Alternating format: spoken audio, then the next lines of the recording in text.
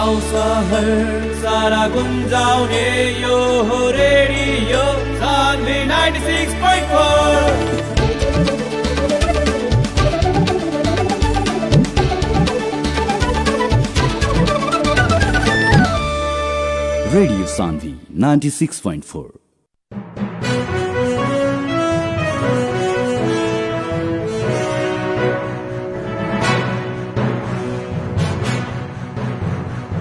हार्दिक स्वागत गर्न चाहन्छु कार्यक्रम हाम्रो सवालमा। म कार्यक्रम प्रस्तुता डेभिड पाण्डे। एफएम ब्यान्डको 96.4 मेगाहर्ज, इन्टरनेट अनलाइनको www.radiosanvi.com र हाम्रो official Facebook page radio Sanvi मार्फत तपाईँले हामीलाई सुनिरहनु भएको छ। कार्यक्रम हाम्रो सवाल हरेक साताको शनिबारदेखि बिहिबारसम्म राति 9:15 बजेदेखि 10 बजेसम्म आउने गर्दछ र कार्यक्रम हाम्रो सवालमा रहेर हामीले समसामयिक विषयवस्तुमा विभिन्न व्यक्तित्वहरूसँग कुराकानी गर्नेछौँ। आज भने हामीले संसदको चालु अधिवेशन अन्त्य गरिएसँगै विभिन्न प्रकारका प्रश्नहरू उठ्न थालेका छन्। कतै प्रतिपक्षी दलले विशेष अधिवेशन आह्वान गर्ने त होइन भन्ने जस्ता प्रश्नहरू पनि आइरहेका छन्। यसैसँग सम्बन्धित रहेर नेपाली कांग्रेसका सांसद प्रकाश रसाइली र जनता समाजवादी पार्टीका नेता डाक्टर सुरेन्द्र कुमार झासँग कुराकानी गरेका छौँ। सुरुमा प्रस्तुत गर्दैछौँ नेपाली कांग्रेसका सांसद प्रकाश रसाइलीसँग गरिएको यो कुराकानी। सर, स्वागत छ हजुरलाई। धन्यवाद। अहिले नेकपाले आफ्नो आन्तरिक किचलोको कारणले गर्दाखेरि संसदको चालु अधिवेशन अन्त्य गर्यो। यसमा कांग्रेसको धारणा के छ? अब संसदको अन्त्य र यसको सुरुवात सरकारले नै गर्ने हो, राष्ट्रपति मार्फत सिफारिस गरेर संसदलाई हो। तर सामान्यतया नेपाली संसदीय व्यवस्थाको परम्परागत मान्यताहरू के हुन् भने संसदमा प्रतिपक्षी दल छ, संसदको नेता अध्यक्ष, एउटा संसदको नेता प्रधानमन्त्री हुन्छ, एउटा संसदको नेता सभामुख हुन्छ। शक्ति सन्तुलनका अन्तर्गत हाम्रो संविधानले पनि विश्वभरिका संसदीय व्यवस्था शक्ति पृथक्करणको सिद्धान्त अवलम्बन गरेको छ। प्रतिपक्ष संसद आफ्नै पार्टीका सहकर्मी नेताहरू र आफ्नै पार्टीका सांसदहरूलाई पनि प्रत्यक्ष अथवा अप्रत्यक्ष रूपमा जानकारी नदिकन अनायास रूपमा पार्टीभित्रको आन्तरिक द्वन्द्वलाई बन्धक बनाएर संसदलाई पनि बन्धक बनाउने कुरा यो गैर जिम्मेवार कुरा हो। यो सङ्घीय लोकतान्त्रिक गणतन्त्र र संसदीय व्यवस्थाको खिलाफको क्रियाकलाप। जस्तै अब यसले गर्दाखेरि धेरै क्षेत्रहरूमा प्रभाव पर्यो होला सायद। विभिन्न विधेयकहरू छलफल हुने क्रममा थियो, पारित हुने क्रममा थियो, तर त्यो अनुसार हुन पाएन एक्कासी अन्त्य गर्दाखेरि। अब प्रमुख प्रतिपक्षी दल अथवा प्रतिपक्षी दलहरूलाई लोकतान्त्रिक व्यवस्था भएको देशमा केही हदसम्म खबर गर्नुपर्ने थियो। प्रतिपक्षका पनि आफ्ना धारणा थियो होलान्, विचारहरू थियो होलान्, छलफल गर्नुपर्ने विषयहरू थियो होलान्। अब तिनीहरूलाई निरन्तरता दिनको लागि प्रतिपक्षले यत्तिकै विरोध गरेर बस्ने हो अथवा केही थप कदम चाल्ने? होइन, यो प्रधानमन्त्रीले पार्टीभित्र पार्टीका सम्पूर्ण निकायमा, केन्द्रीय समितिदेखि स्थायी समिति, सचिवालय र सम्पूर्ण निकायमा र जनतामा समेत पनि अलोकप्रियता र अल्पमतमा परिसकेपछि आफ्नो आयु लम्ब्याउनका निम्ति संसदलाई बन्धक बनाएर बलि चढाइदिनु भयो। अनि अर्को कुरा, महत्त्वपूर्ण कुरा के छ भने संसदको सभामुखलाई समेत पनि जानकारी नभए सभामुख यहाँ कार्यपालिका र न्यायपालिका बीचको द्वन्द्व पनि पहिलोपटक इतिहासमा उहाँले सृजित गर्नुभयो। जस्तो 22 गते सभामुखले संसदको बैठक बोलाउनु भएको छ, उहाँले त्योभन्दा अगाडि नै संसदको अन्त्य गरेको छ भने रातारात गरिदिनु। यसमा प्रधानमन्त्रीको मात्र कुरा होइन, राष्ट्रपतिको कुरा पनि संसद अप्रत्यक्ष 22 गते संसद सभामुखले बोलाउनु भएको छ भन्ने कुरा त राष्ट्रपतिलाई पनि थाहा होला। नहुने कुरै हुँदैन अहिलेको जमानामा यत्रो सामाजिक सञ्जाल मिडियाले। कतिखेर प्रधानमन्त्री अथवा मन्त्री परिषदबाट के अरे इमेल आउला, इमेलमा सैचाप गरेर बन्द गरिहालौँला भनेर कलमको टाउको निकालेर बस्नु भएको त होइन होला नि त, बस्नु मिल्दैन होला नि त। कतिपय कुराहरूमा राष्ट्रपतिले त उहाँको पदी मर्यादा गरिमा पदी आचरण राष्ट्रपति भने त संविधानको संरक्षक पालक पनि हो। त्यसैले गर्दाखेरि यस विषयमा चाहिँ अब अलिकति नयाँ ढङ्गले संविधानविदहरू, कानुनविदहरू, नेपालको संविधानले जुन परिकल्पना गरेको कार्यपालिका न्यायपालिका शक्ति सन्तुलनका हिसाबले पनि संसदमा हाम्रो बहुमत छ, बहुमतले बनेको सरकार हो। संसदीय व्यवस्थालाई जस्तो यसका सकारात्मक नजिरहरू बनाउने भन्दा पनि नकारात्मक नजिरहरू बनाउनका निम्ति प्रधानमन्त्री उद्यत हुनुभयो। यो गैर जिम्मेवार काम हो। यसले इतिहासले चाहिँ कार्यपालिका र न्यायपालिका र शक्ति सन्तुलनको सिद्धान्तले अक्षम्य काम गर्नुभएको छ प्रधानमन्त्रीले। त्यो कुरा राम्रो कुरा होइन। उहाँलाई अधिकार छ संसद गर्ने। एकतिर सभामुखले 22 गते मिटिङ बोलाउनु भएको छ।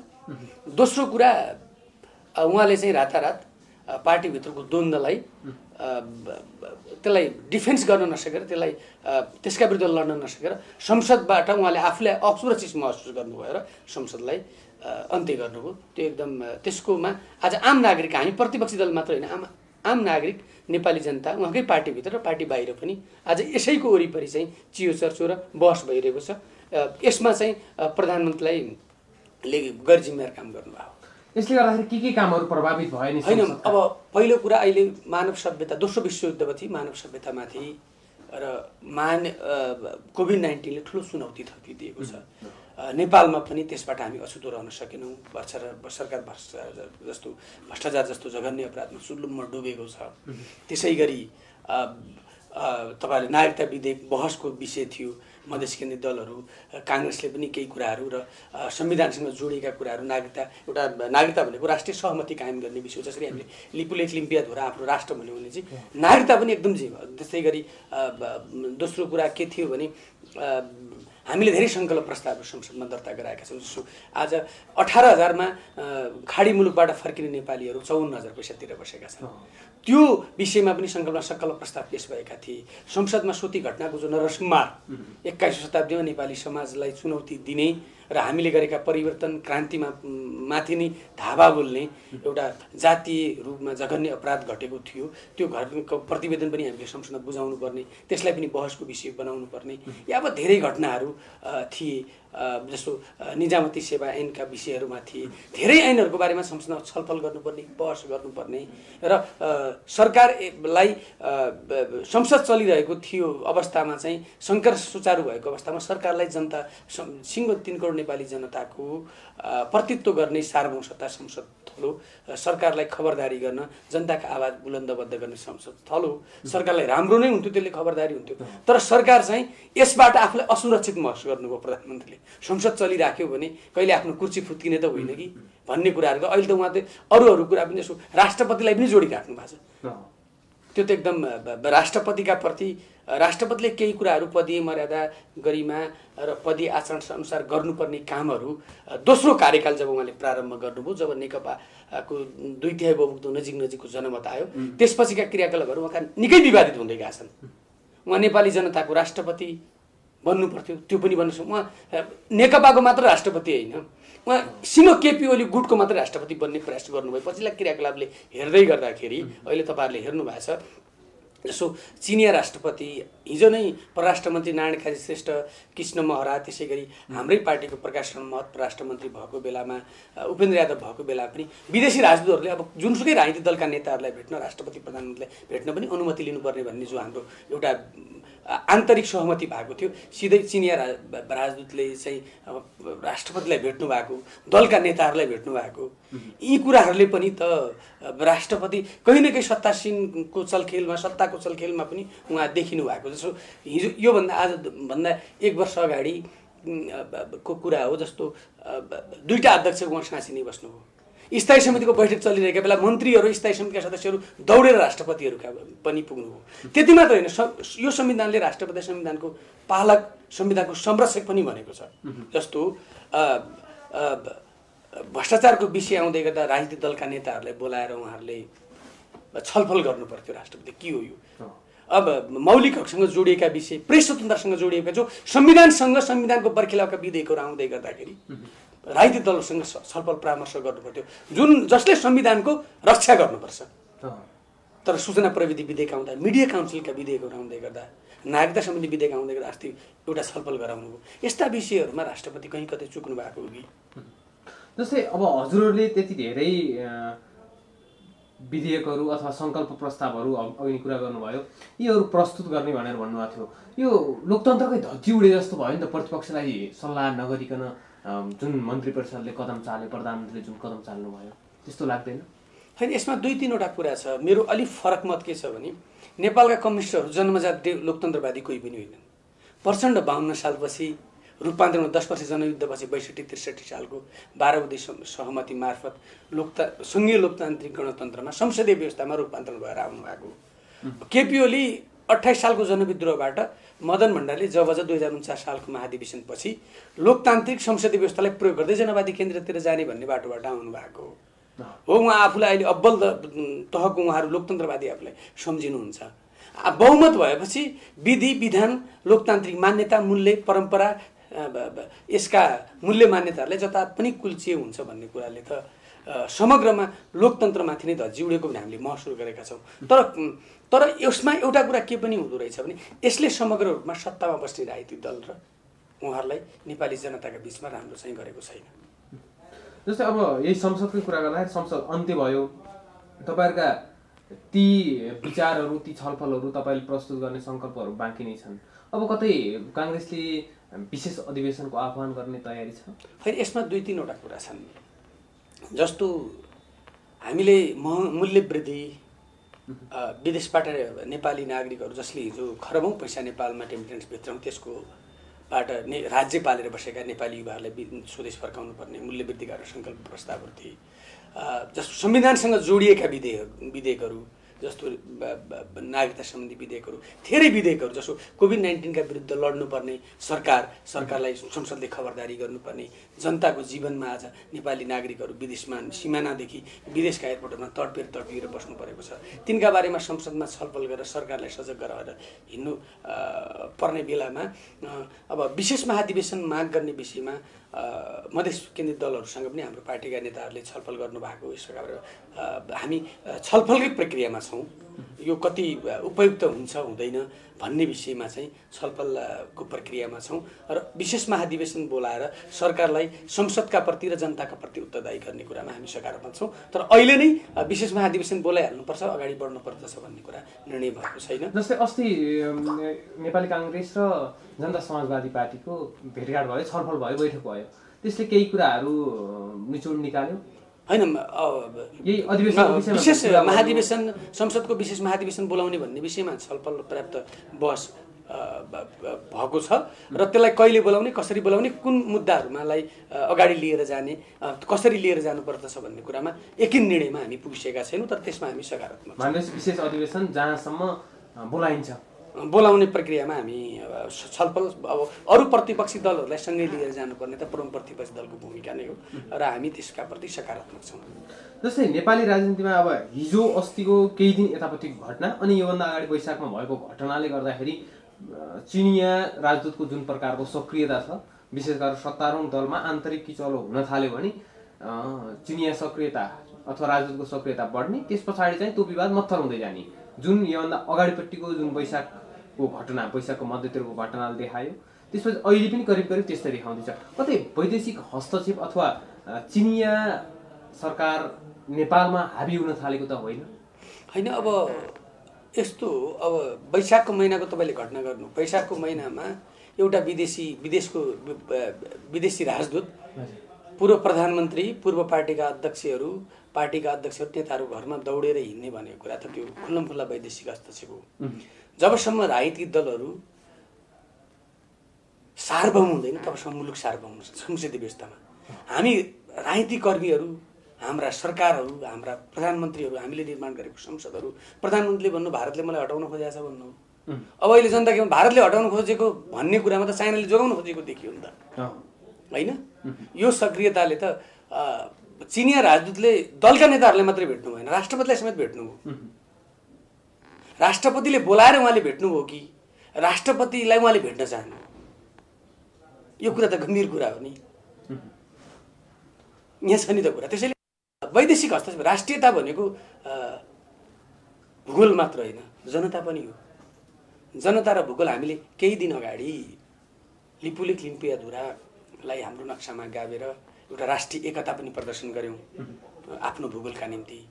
र त्यसको केही समय नबित्न पाउँदै प्रधानमन्त्री र सरकार जोगाउन निम्ति चिनिया राजदूत दलका नेताहरूको घर घर चाहेर हिँड्दै गरेको अवस्थाले त हाम्रो सार्वभौमतामाथि, हाम्रो विशेषाधिकारमाथि हाम्रो सरकार बनाउने गिराउनु त हाम्रो आन्तरिक मामिलाको कुरा हो। हाम्रो हरेक दलभित्रको आन्तरिक मामिलाको कुरा। आज नेकपाको सरकार छ, भोलि अर्को पार्टीको सरकार होला। जस्तो कङ्ग्रेसको पनि हिजो सरकार बनेको थियो, बेलायतमा, भारतमा, अमेरिकामा पनि डेमोक्रेटिक सरकारहरू थिए। तर हामीले कहिले पनि डेमोक्रेटिक पार्टीको देशकोमा कहिले पनि हामीले भिडियो कन्सेप्ट मिटिङ गरेनौँ। तर यो सरकार आएपछि मिटिङ गरियो। यो सरकार आएपछि चिनिया सक्रियता वात्तै बढ्यो। अब अहिले प्रधानमन्त्रीको सत्ता जोगाउने अचुक यन्त्रका रूपमा चिनिया राजदूत प्रयोग भइराख्नु भएको छ। जो सर यसभन्दा अगाडिपट्टि कस्तो आरोप लाग्ने गर्थ्यो भन्दा भारत सरकारले अथवा भारतले नेपालको सत्ताको विषय होस् अथवा अरू उच्च तहको जे कुराहरूमा पनि हस्तक्षेप गर्ने, त्यसपछि भारतले चाहेअनुसार जे पनि हुन्छ भन्ने आरोप लाग्दै आएको थियो। अब त्यो कतै चीनतिर मोडिने हो होइन? अब पछिल्लो पटक चीनको सक्रियता बढेको भन्ने कुरा त हिजो सडक आन्दोलनबाट हिजो युवा विद्यार्थीले स्वतन्त्र नागरिकहरूले चिनिया दूतावास अगाडि नै सामाजिक सञ्जाल मिडिया मार्फत आफ्नो अब्जेक्सन गो ब्याक चाइना भनिसकेका छन्। त्यसैले गर्दाखेरि पनि अहिले पछिल्लो पटक चिनिया हस्तक्षेप बढेको भन्ने कुरा त अब स्वयं सत्तासीन पार्टीकै प्रवक्ताले भनिसक्नु पनि, नायक श्रेष्ठ प्रकाशले नै भनिसक्नु पनि यो अलि सान्दर्भिक कुरा भएन। सरकार बनाउने, गिराउने, पार्टीभित्र कसलाई नेतृत्व ल्याउने नल्याउने भन्ने कुरा त त्यो सार्वभौम नेपाली जनताको, सार्वभौम राजनीतिक दलहरूको छन्। दलहरू पहिला सार्वभौम हुनु पर्यो नि त। कम्युनिस्ट पार्टी त सार्वभौम रहन्छ नि त। किनभने भारतले मलाई प्रधानमन्त्री हटाउन खोज्यो भन्ने, अनि चिनिया सक्रियता नेपालमा बढ्न खोजेपछि त कम्युनिस्ट पार्टीहरू त आइडियोलोजिकल हिसाबमा त उहाँहरू त सार्वभौम भएको त देखिएन। जसरी हामी सधैँ यसभन्दा अगाडि पनि अहिले पनि जहिले पनि विदेशी हस्तक्षेपको शिकार किन भइराख्नुपर्छ? होइन, अब के कारणले गर्दाखेरि हामी त्यसरी चुकिरहेको होइन? अब हिजोका कुरा म भन्दिनँ। कङ्ग्रेसको पनि हिजो गिरिजाप्रसाद कोइराला, किशुनजी, शेरबहादुर देउवा, सुशील कोइराला प्रधानमन्त्री हुनुहुन्थ्यो। यति धेरै नाङ्गो हस्तक्षेप भएको थिएन। गाई हल्ला चल्ने भित्री रूपमा कुरा हुने एउटा पाटो थियो होला। तर यो त खुल्ला भयो नि त।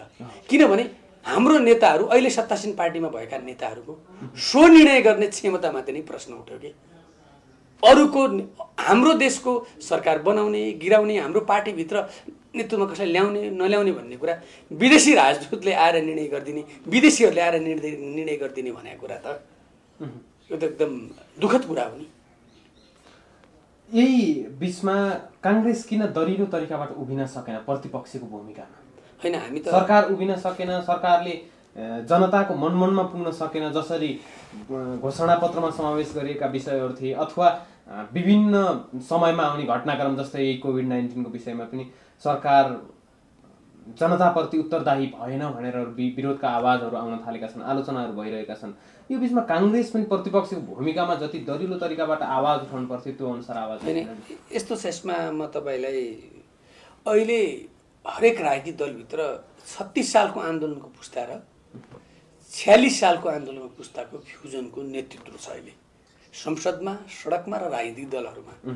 46 सालपछि नेपालमा के भयो भने प्रतिपक्ष बन्नका निम्ति नेपाल बन्द नै गर्नुपर्ने, प्रतिपक्ष बन्नका निम्ति टेलिफोनका ब्यालेट सारा टेलिफोनका तारहरू, टेलिफोनका पोलहरू भत्काउनु पर्ने, सडक रक्ताम्य बनाउनु पर्ने, संसदमा ब्रिफकेस तोड्नु पर्ने, संसदमा कुर्सी टेबुलले फुटाउनु पर्ने, सभामुखले माइकलाई हिर्काउनु पर्ने भन्ने मात्र प्रतिपक्ष भन्ने भइयो कि। किनभने नेपालमा संशोधन भएर लोकतान्त्रिक व्यवस्थामा आएका वामपन्थी साथीहरूले त्यही सिकाए। किनभने लामो समय काङ्ग्रेस सत्तामा बस्यो, अब केही लामो समय काङ्ग्रेस प्रतिपक्षमा बसिरहेको छ भने त अझै 3.25 वर्ष जति काङ्ग्रेस प्रतिपक्षमा बस्ने अवस्था सिर्जना भएको छ। मतलब उहाँहरूले त्यसरी नै सिकाउनु, प्रतिपक्ष हुनका निम्ति नेपाल बन्द गर्नुपर्ने, के अरे सडक आन्दोलन गर्नुपर्ने, तोडफोड गर्नुपर्ने, संसद अवरुद्ध गर्नुपर्ने, संसदमा कुर्सी टेबुल ब्रिफकेस तोड्नुपर्ने, कुर्सी टेबुल भाँच्नुपर्ने, संसदमा अभद्र व्यवहार गर्ने, प्रतिपक्ष शक्तिशाली छ भन्ने अवस्था भयो। तर शालीन तरिकाले जनताका आवाज संसददेखि सडकसम्म उठाएको कुरालाई सरकारले र जनताले रचनात्मक प्रतिपक्ष हो भनेर नभन्न सक्ने अवस्था सिर्जना भयो कि।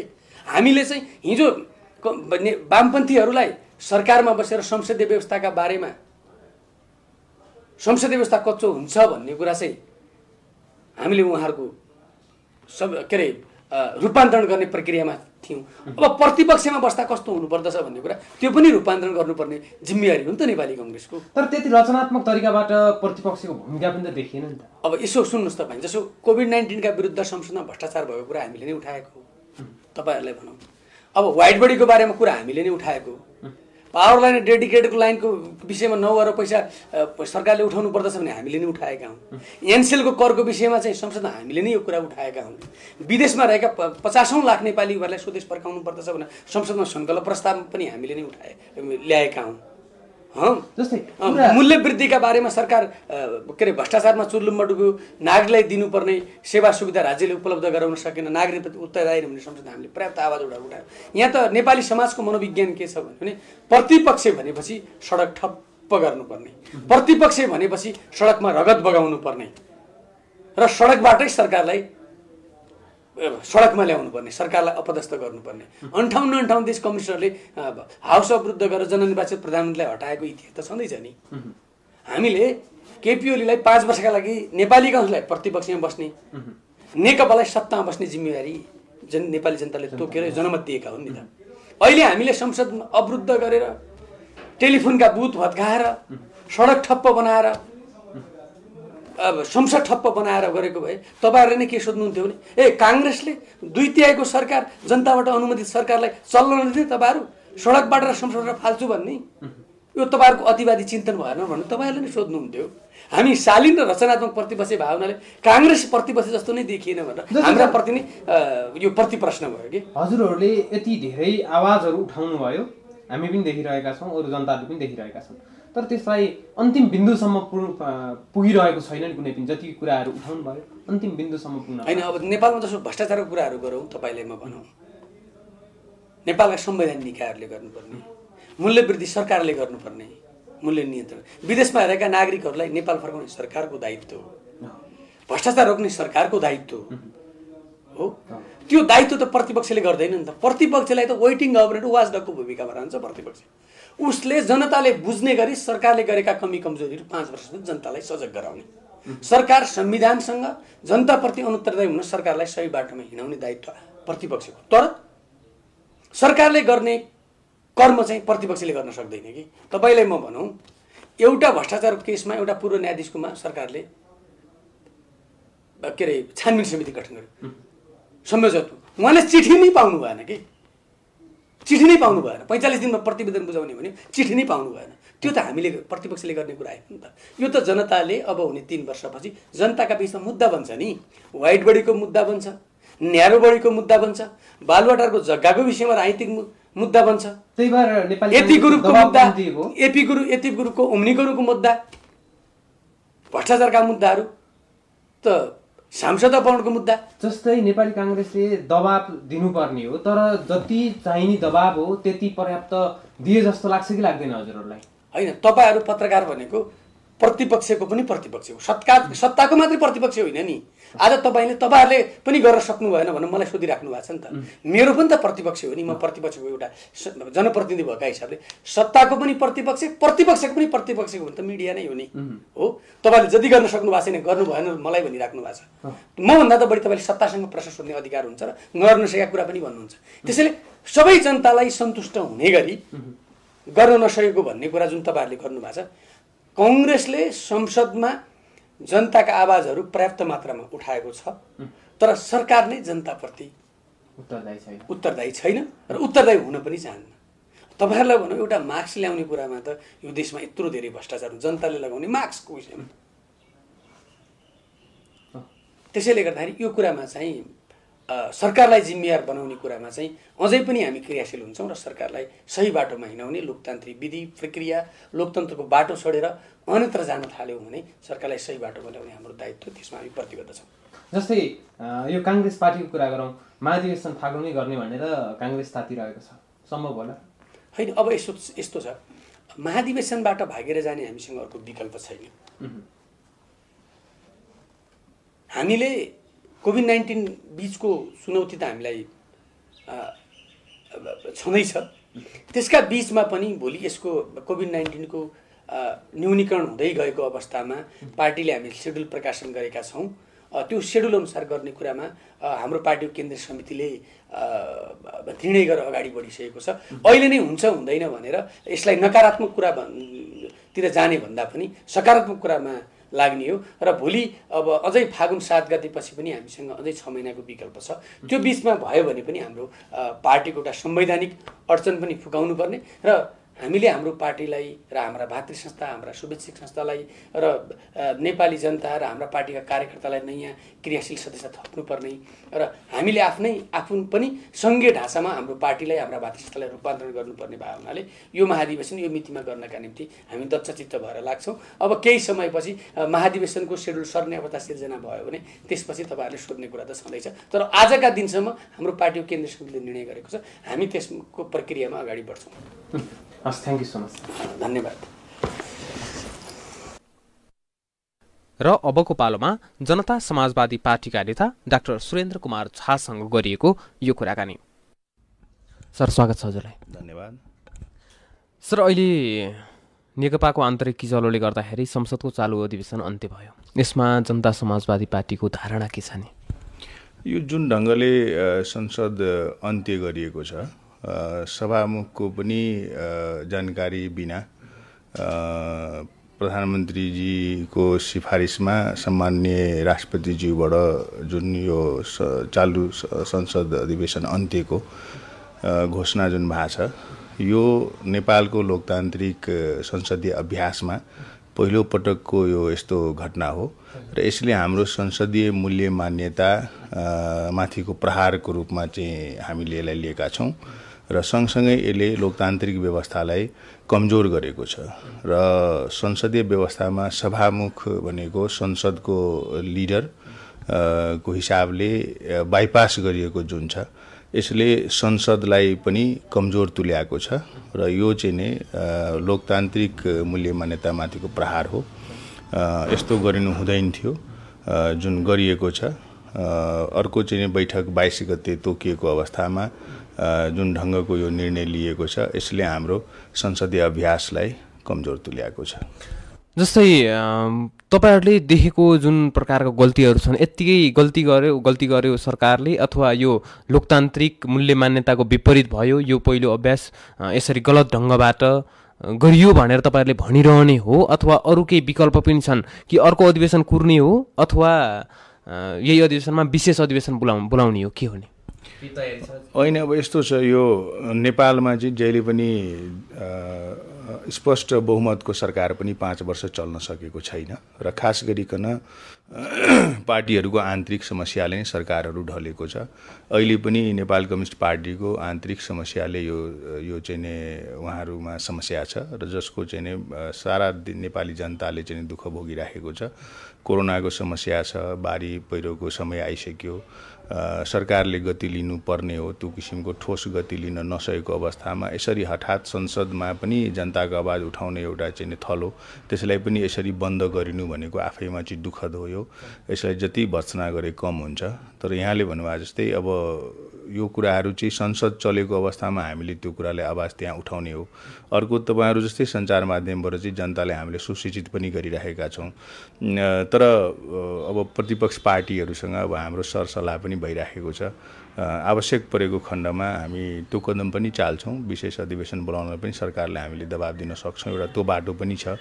जनताले पनि निहालेर हेरिराखेको छ। सरकारले चाहिँ 2/3 नजिकको सरकारको प्रमुख र प्रधानमन्त्रीको जुन क्रियाकलाप छ र खास गरिकन राष्ट्रपति कार्यालय पनि तपाईँको यसरी विवादमा मुछिनु भनेको दुःखद अवस्था हो। त्यसैले यी सबै विषयलाई चाहिँ जनतामा सुसूचित गर्ने कार्य हामीले गरिराखेका छौँ र सही समयमा सही निर्णय हामी लिन्छौँ। अब अस्ति मात्र काङ्ग्रेस र जसपाको एक प्रकारको बैठक भयो, छलफल भयो, त्यसबाट केही यो विशेष अधिवेशन सम्बन्धी केही कुराहरू उठ्यो, केही छलफल भयो, तयारी भयो? त्यो चरणमा चाहिँ हाम्रो त्यो छलफलहरू अगाडि बढेको छैन। लोकतान्त्रिक मूल्य मान्यता, संसदीय अभ्यास, संसदको गरिमा यसलाई अक्षुण्ण राख्नुपर्छ र संवैधानिक संस्थाहरूलाई विवादमा तानिनु हुँदैन, विवादमा ल्याउनु हुँदैन। यसमा चाहिँ हामीले खबरदारी गर्छौँ।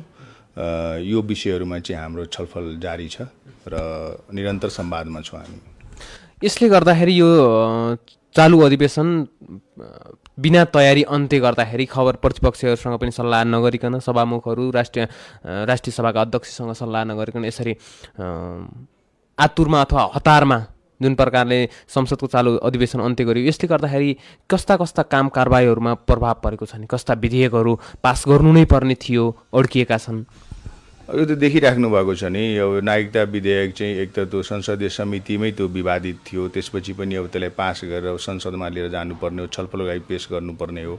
अब नागरिकलाई चाहिँ नै अनागरिक बनाएर राखिएको छ। तपाईँको चाहिँ नै नागरिकता ऐन 2063 पश्चात जुन नागरिकता पाउनुपर्ने हो जन्मको आधारमा, त्यो चाहिँ नि युवा जमात करिब 5 लाख चाहिँ नि अनागरिक भएर बस्नु परेको छ। यो समस्याहरू थियो, यसलाई चाहिँ नि समाधान गर्न सक्नु पर्थ्यो। संसदमा चाहिँ अरू सार्वजनिक महत्त्वको चाहिँ नि कानुनहरू विधेयकहरू त्यहाँ अलरेडी छँदै थियो, यो पास हुनुपर्ने थियो, छलफल हुनुपर्ने थियो। सँगसँगै तपाईँको चाहिँ नि यो संहितालाई र तपाईँको अहिलेको जुन संविधान छ त्यसलाई कार्यान्वयनमा लिएर जानलाई थुप्रै कानुनहरू बन्नुपर्ने हो। त्यो चिजहरू चाहिँ हामीले अगाडि बढाउनु पर्ने हो सरकारको तर्फबाट। तर सरकार चाहिँ के देखिएको छ भने आन्तरिक चाहिँ किचलोले गर्दाखेरि प्रधानमन्त्रीले आफ्नो पदै जोगाउन गाह्रो छ र उहाँको पदमाथि खतरा भएको हुनाले चाहिँ नि उहाँले यस्तो कामहरू गरिराख्नु भएको छ। यसले चाहिँ के देखिन्छ भने नेपाल सरकारको अहिले काम भनेको प्रधानमन्त्री मन्त्री परिषदको काम भनेको प्रधानमन्त्रीको पद मात्रै जोगाउनलाई उहाँहरू ललायित हुनुहुन्छ। त्योभन्दा बाहेक अन्य जनताको चाहिँ नि दिनानुदिन भोग्नुपर्ने समस्याहरू त्यतातिर चाहिँ उहाँहरूको ध्यान नै नपुगेको भन्ने देखिन्छ। त्यसैले जनतामा एक प्रकारको निराशा पनि देखिन्छ हैन। यो विषयहरू चाहिँ गम्भीर रूपमा चाहिँ अगाडि बढ्नुपर्ने जुन उहाँहरूले गर्न सकिराख्नु भएको छैन। जस्तै हजुरहरूले यसरी यो काम प्रभावित भयो भनेर हजुरले जसरी बुदागत तरिकाबाट भन्नुभयो, अब यसलाई यत्तिकै भत्सना गर्दै बस्ने हो, विरोध गर्दै बस्ने हो, अथवा विशेष अधिवेशनको लागि पनि केही तयारी भइरहेछ, केही तयारी गर्ने के हो नि? होइन, मैले अघि नै भने तपाईँलाई कि हामी प्रतिपक्ष पार्टी नेपाली काङ्ग्रेस अब जसपाले आफ्नो प्रकारको चाहिँ एउटा संवाद हाम्रो चाहिँ भइराखेकै छ। संसदभित्र कार्य गर्ने सबै राजनीतिक दलहरूसँग एक प्रकारको संवाद चाहिँ जारी छ। हामी सबैले चाहिँ खास गरिकन प्रतिपक्षमा बस्ने हाम्रो पार्टी र तपाईँको नेपाली काङ्ग्रेसले यो कुरालाई विरोधै गरेका छौँ हामीले। अब सरकारको त्यो एउटा विशेष अधिकारभित्र पर्छ, उहाँहरूले चाहिँ त्यो गर्नुभएको छ। तर सँगसँगै के छ भने त्यही पार्टीभित्र पनि हामी उहाँहरूको पनि बैठकहरूलाई कुरेर बसिरहेछौँ। उहाँहरूले पनि यो विवादहरूलाई समाधान गर्नुहुन्छ।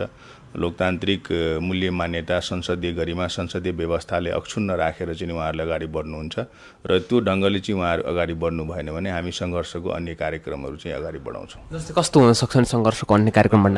एउटा त के छ, मैले अघि नै भनिहालेँ कि प्रधानमन्त्री अथवा मन्त्री परिषदको कार्यालयसँग केही विशेषाधिकार छ। त्यो चाहिँ उहाँहरूले लोकतन्त्र जोगाउनलाई, संसदीय मूल्य मान्यता जोगाउनलाई, संसदीय अभ्यासलाई चाहिँ परिष्कृत बनाउनलाई चाहिँ प्रयोग गरिराख्नु भएको छैन, त्यसलाई दुरुपयोग गरिराख्नु भएको छ। तर हामी प्रतिपक्ष पार्टीहरूसँग पनि त्यो केही विशेष अधिकार छ।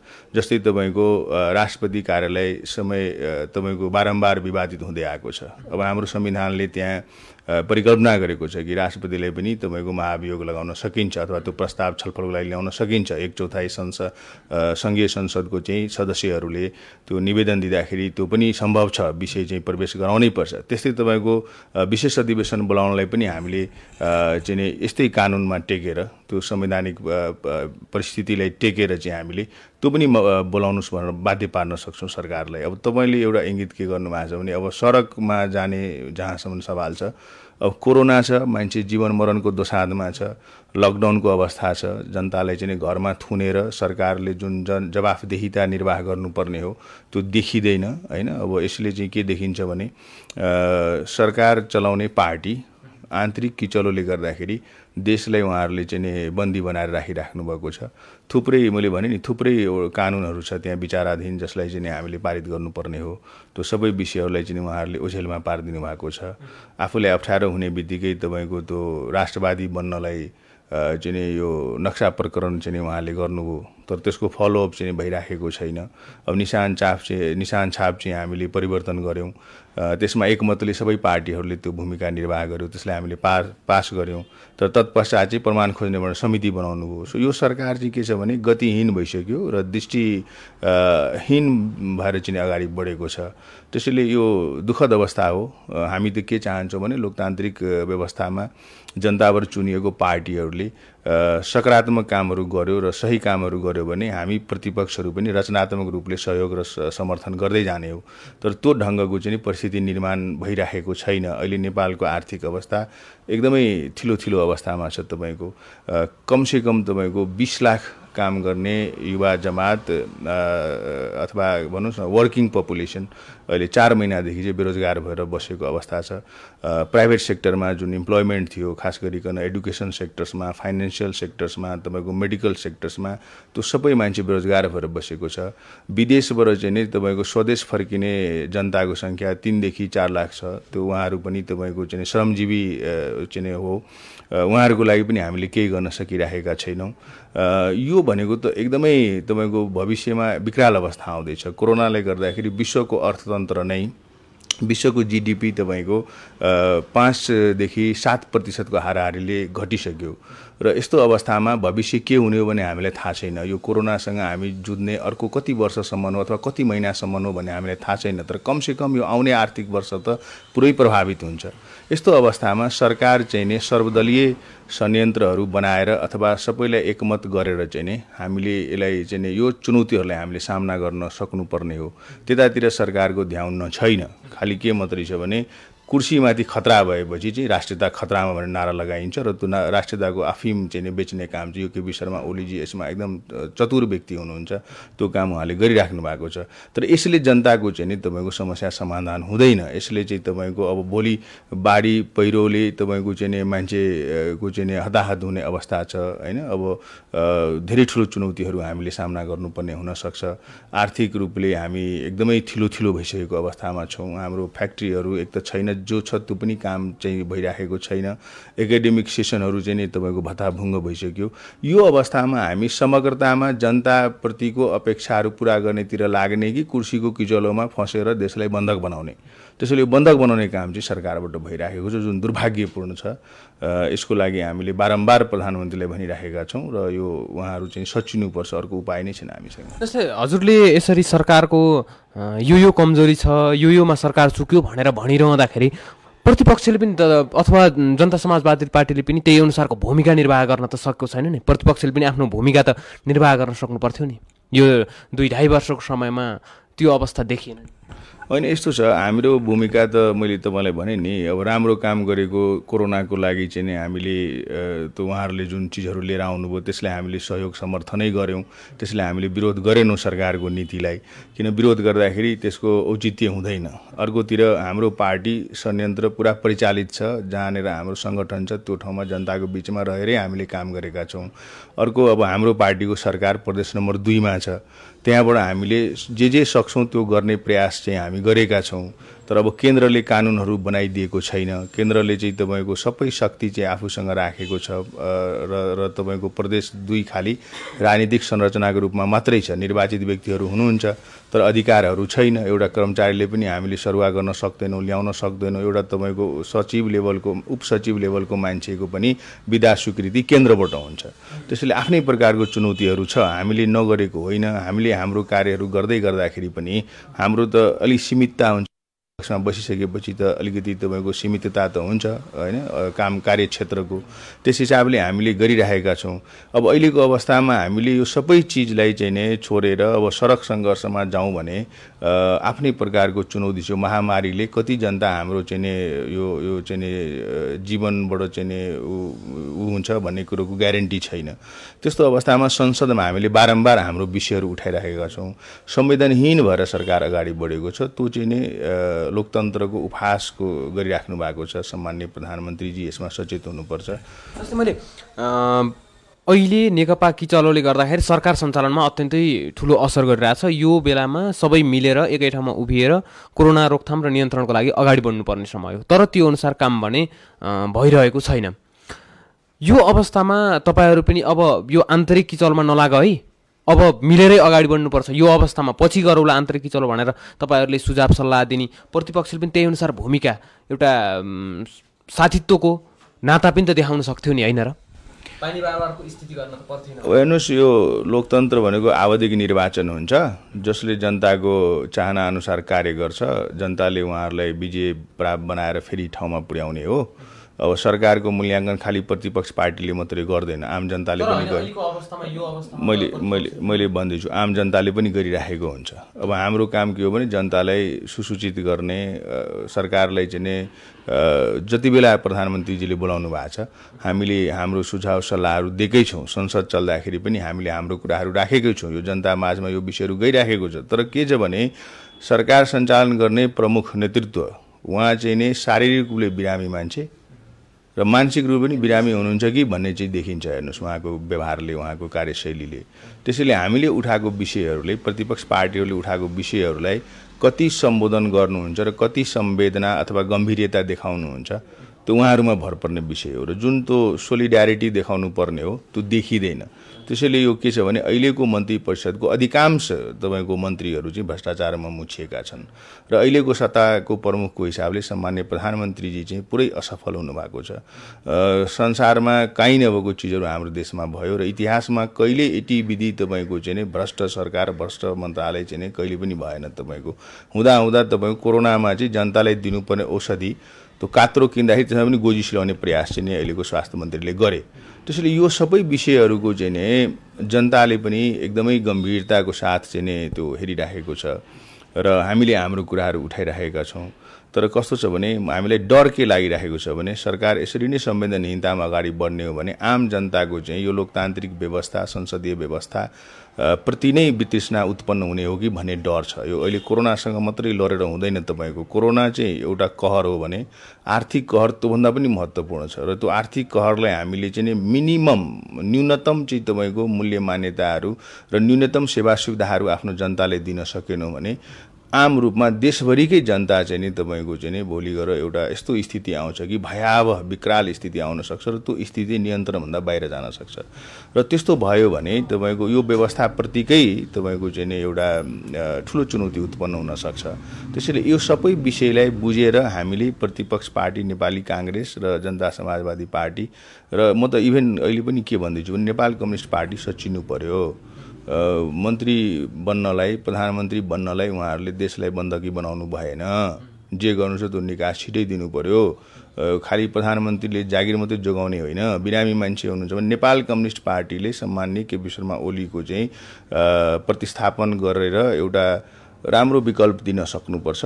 त्यो दिन सकिएन भने यो पार्टी चाहिँ नि इतिहासको पानामा जाने स्थिति छ। जसरी अहिलेको अवस्थामा जसपाले प्रधानमन्त्री केपी शर्मा ओलीलाई नै अरूलाई चाहिँ अरू प्रधानमन्त्री भए पनि समर्थन गर्छ।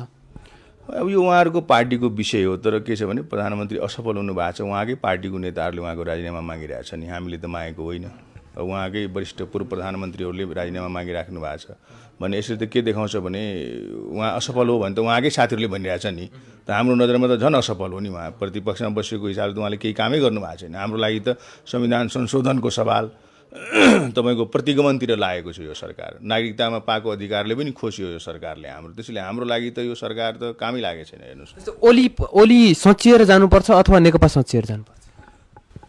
ओली एउटा व्यक्ति हो। हेर्नुहोस् व्यक्ति त्यति महत्त्व राख्दैन।